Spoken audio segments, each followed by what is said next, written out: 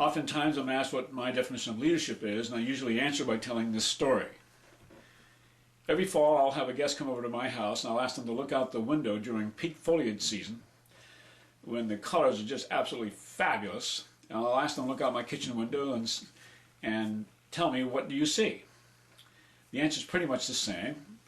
The colors are beautiful, the trees look great, you've got a great spot here, beautiful scenery. I never get the answer I'm looking for, which is, I see the window. That may sound a little elementary to you, but my contention is, had it not been for the window, you would not have been able to enjoy the beautiful, magnificent colors that come to us for a very brief moment once a year. And I look at the definitions of leadership, and you probably know a few, as peak foliage definitions. There are all kinds of them, and they're beautiful colors and their appeals. I look at my definition as the window. In other words, had it not been for my definition, the other definitions would not be possible.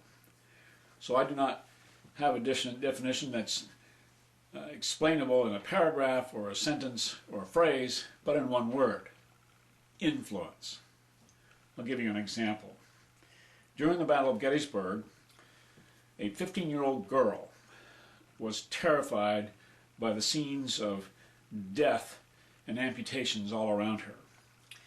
And she was called to give cups of water to dying men who lay flat on their backs and looking up at her and thinking, now there's my mother, there's my wife. I've been in similar situations like this before, not quite as serious as this, but I came out of this okay. In essence, what she was doing is that she was taking these men across a bridge of hope over which few of us can travel alone. She was no psychologist, she was no minister, she didn't have any words of comfort. In fact, she didn't know what to say. In fact, she said nothing. But she gave these men hope. She gave them life.